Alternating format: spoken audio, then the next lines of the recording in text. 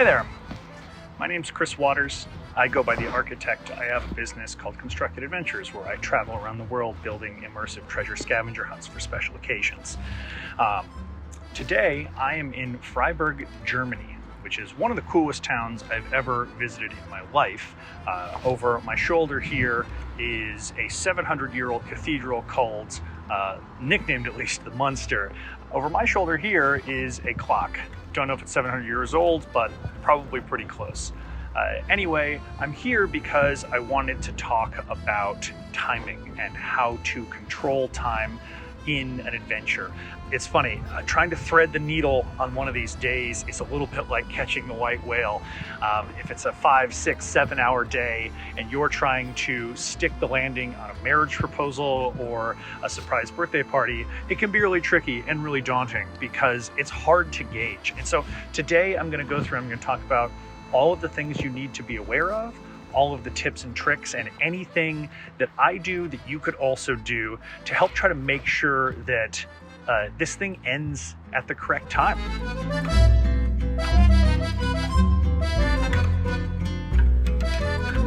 First thing I'm going to do is go through just a couple of the questions that I got on YouTube. Feel free, if you have any questions or concerns or something you want me to talk about, go ahead and throw it on the YouTube channel in the comments below, and I'll get to it in one of my future videos. The first one in a vacuum is, how long should these days be? And the crappy answer that I give in the beginning that everybody hates is, it's as long as it needs to be. And then when I get that blank stare, I usually go back to maximum probably 6 to 8 hours. The rule here for me is, you can always go too short. You can always go too easy, because worst case scenario, it leaves them wanting more. It leaves them feeling really good about solving, and then you can ramp up the difficulty. But if you make it too long, or if you make it too difficult, you run the risk of losing them forever, and they never want to do another one of these. So always start off nice, short, simple, easy to control. You'll learn a lot of lessons, hopefully some that I've helped prepare you for, and so you could avoid, and then you can do it again, and you can make it bigger, and you can make it better. The next question is, how do you calculate time specifically? And there's two pieces of it, right? There's transit time, which Google Maps is great. You can go into Google Maps and you can put in the starting location and the ending location and how they're going to get there, whether it's walking or driving or biking or public transportation, and the day and the time. And Google will give you a pretty good idea. It might be like, oh, it's going to be sometime between, 12 to 22 minutes. And then you can just be like, it's probably 15. And then you can make it up between those times.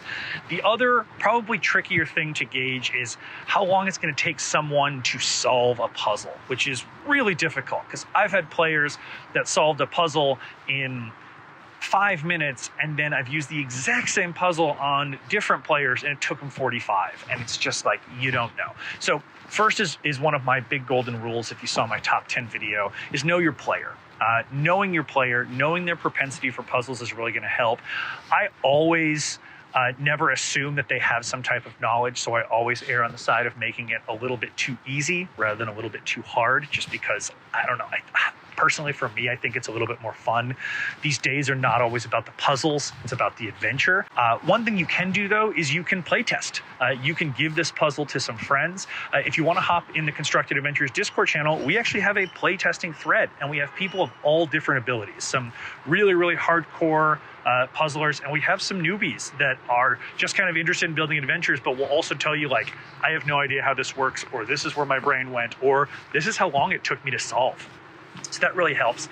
The last thing that I'll tell you when it comes to puzzles and challenge is, don't hesitate to tweak where you put this specific puzzle in. What I like to do is I like to take the harder puzzles and I like to put them in places where they're going to be static and stationary anyway, right? If somebody's sitting down for lunch is going to take like 45 minutes to an hour. So it doesn't matter if the puzzle takes them 15 minutes or 45 minutes. They have an hour no matter what, and that's when they're going to finish it.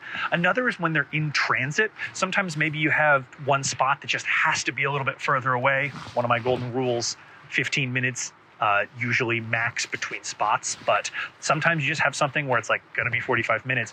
You can give them a puzzle that they can work on that's maybe the password they have to give to the place when they arrive. One thing to be aware of, make sure that your player doesn't get carsick, because if they're sitting in a car reading something for 45 minutes and they're easily prone to car sickness, they can ruin the whole adventure. So just be aware of that. Another little pro tip with cars, you can always use audio. I know cassettes and CDs aren't really prevalent, but you can give them something to listen to. I recommend not Morse code, because Morse code is really tedious, but you can absolutely do some type of puzzle where you record it via audio. Maybe it's a logic puzzle. It could be kind of a fun thing for them to put together. But that's my answer on how to try to figure out puzzles and the challenge. So first and foremost, play test. And secondly, if you're worried about the difficulty of a puzzle, slot it into a spot where you're already going to have your players sitting stationary for an amount of time anyway. So they're not just like standing on a cliff with a book full of numbers like, I don't know where to go in this country that I don't speak the language. Like, this adventure sucks. Blech. When it comes to building the actual adventure for time, start at the end. You know when you want this proposal to be, probably sunset. You know when you want this surprise party to be, probably evening or night. And then you can work backwards. As I said at the top of this video, 6 to 8 hours is kind of your top. If you're going to go past 8 hours, you need to add in some type of break, which can also help you figure out the time. But work backwards so you know where these spots are going to be. You can see my other videos about anchor points and how to figure out the rate of that. So I'm not going to go too far into it because this is mostly about time.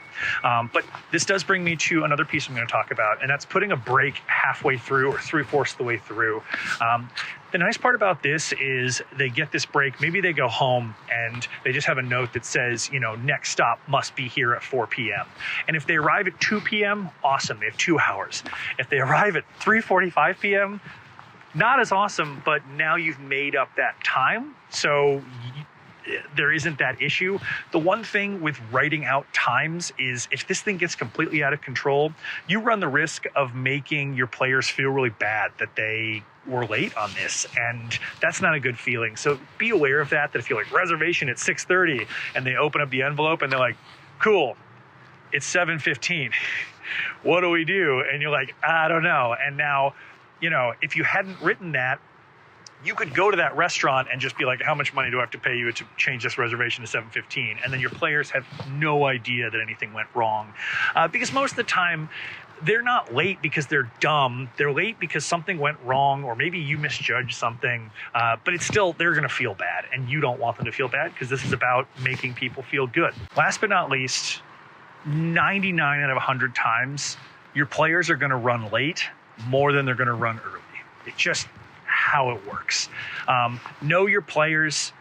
In my survey that I send out, I have a question, you know, is this the type of person that's going to get the first wax sealed envelope and just take off sprinting? Or are they the kind of person that's going to stop at every single cool thing and take pictures and kind of enjoy the day?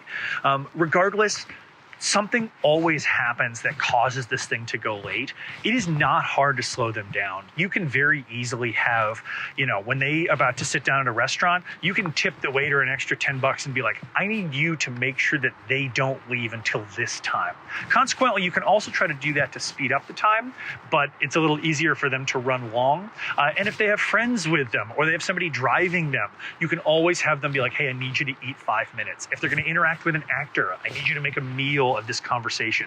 It's super, super easy on the fly to slow them down. It is not easy on the fly to speed them back up. And so my favorite mechanic is adding in one stop that can be completely removed. Here's a great example. Players arrive at an actor on, you know, up in a clock tower, right? And they give this actor a password. And the actor goes through a whole song and dance. Oh, I've been expecting you, like, welcome to the secret society, whatever your theme is. I was instructed to give you this. And they give him an envelope. Now, That's one of two envelopes the actor has. They basically have an A envelope, which is what I'm expecting them to give, and they have a B envelope, which is what they give if they're behind schedule. And as they're pacing toward this actor, I'll shoot that actor a text and say, hey, A envelope's good, get rid of B envelope. Make sure you have the envelope with the little A written in the bottom left corner in pencil where you can barely see it. A sends them to a statue somewhere in a town square across town, where they're going to use an Ottendorf cipher to decode a message in this envelope that sends them to a restaurant where the restaurant says, we've been expecting you, order whatever you want. Envelope B sends them to the restaurant with the password, and the restaurant says, we've been expecting you, order whatever you want. And so now you've just completely eaten 30, 45 minutes of time. You've sped them right back up, and they're right back in this. So they're going to get to the proposal, or they're going to get to the surprise party, hopefully right on time. And so that's what I like to do. Usually I'll put this spot like 3/4 the way through the day, or leading up to one of the spots that you really can't change. You know, if a shop is going to close, or a restaurant has a reservation that you cannot change, or somebody has to leave at some time, you want to slot that thing right before there to make sure you can time control. And then after that, you can do little things to kind of tweak. I'll have envelopes to give them hints if need be, or I'll just have somebody sitting at my hip that I can pay that could come help nudge them along if they get stuck. I hope this was helpful. I know it's very long-winded and a lot of people like the really short videos, but it's so important because if you're going to propose, you've got one shot at this, and I want to make sure that it's successful. If you do need a little bit more help, I do hourly consulting, and so I'm happy to hop on the phone. Oftentimes with my consultation clients, we don't need more than a couple calls for you to kind of be off to the races. Like I said at the top of the video, I do have a couple communities, Reddit and Discord, where you can go, you can ask questions. There's other people doing this on both an amateur and a semi-professional level. Finally, you can always follow me on Instagram and TikTok. I like to show off my adventures and the cool places that I travel to.